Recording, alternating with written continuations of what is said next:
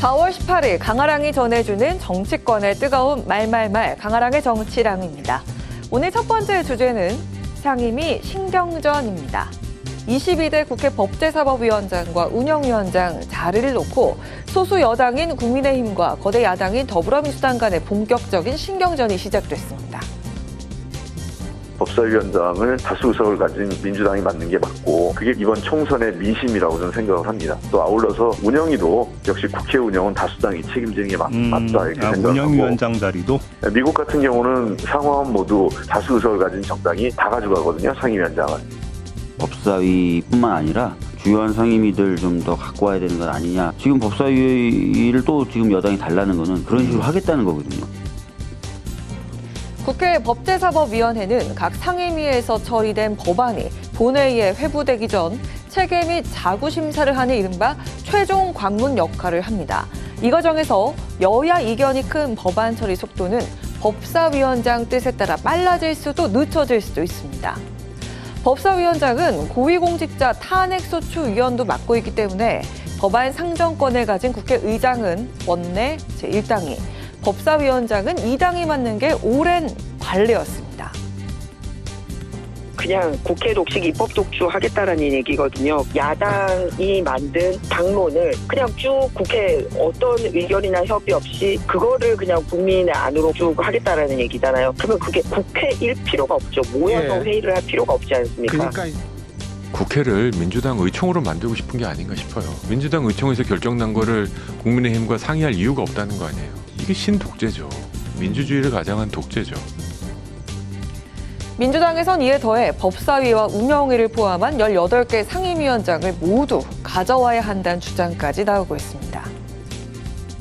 특정 정당이 모든 상임위에서 과반을 확보하지 못했을 경우에 원활한 국회 운영을 하기 위해서 상임위를 배분을 했던 거거든요. 이론상으로 보면은 모든 상임위를 168석이 넘어가는 순간 그냥 한 당이 다 가져도 됩니다. 그래도 국회는 돌아가니까요.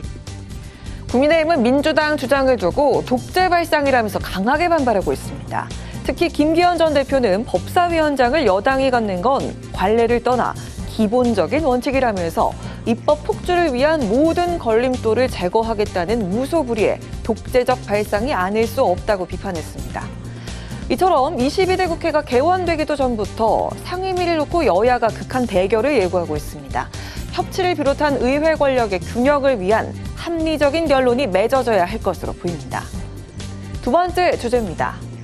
교섭단체 견제입니다. 이번 총선에서 12석을 확보한 조국혁신당이 원내 교섭단체 구성을 위해 다양한 전략을 펴고 있는 가운데 원내 일당인 민주당에선 신중하면서도 다소 부정적인 반응이 나오고 있습니다. 처음엔 의원을 빌려주는 게 안까지 나왔는데 그건 바람직하지 않은 거 같고요. 국민의 뜻에 반하는 거죠.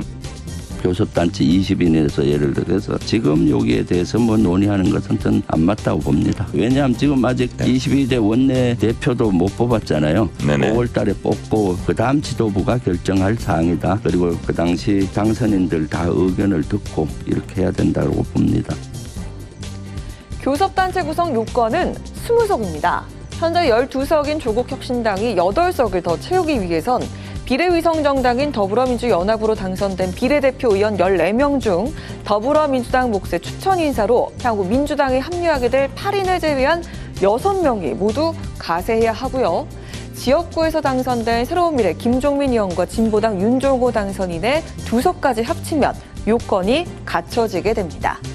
조국혁신당이 교섭단체 이처럼 사활을 거는 가장 큰 이유는 한동훈 특검법 등 대여공세 입법 과정에서 주도권을 쥐기 위해서란 해석인데요. 또한 교섭단체가 되면 국회 상임위원장도 맡을 수가 있고 의사 일정이나 안건 결정에 영향력을 행사할 수 있습니다. 국회의장과 여야 원내대표 협상에도 참여를 할 수 있게 됩니다. 자, 그렇다면 또 다른 제3시도로서 이번 총선에서 3석을 확보한 개혁신당은 어떤 입장일까요? 썩은 도끼로는 썩은 나무를 벨 수 없다라는 말씀 많이 드렸습니다. 그러면서 조국 대표가 지금은 심판의 도구로서 사용되지만 3, 4년 전만 해도 내로남불의 대명사, 위선의 어떤 당사자였기 때문에 조국 대표와 같이 교섭단체를 꾸리는 것은 저는 안 맞다고 생각합니다. 꼼수라고 생각하기 때문에. 그런가 하면 이번 총선 참패로 지도부 총사퇴 및 비대위 체제로 전환할 새로운 미래는 유일한 지역구 당선자인 김종민 의원 결단에 귀추가 주목되고 있습니다. 새로운 미래가 조국혁신당 공동교섭단체를 확보하면 원내 영향력을 확대할 수 있고 정부 예산도 지원받을 수 있기 때문입니다. 김종민 의원은 한 달 안에 거취를 결정하겠다면서 조국혁신당의 개별 입당 혹은 당대당 연대까지 가능성을 열어둔 상황입니다. 조국 대표 또한 뜻은 분명하지만 시간을 가지고 진로서 승부하겠다며 속도 조절을 강조했습니다.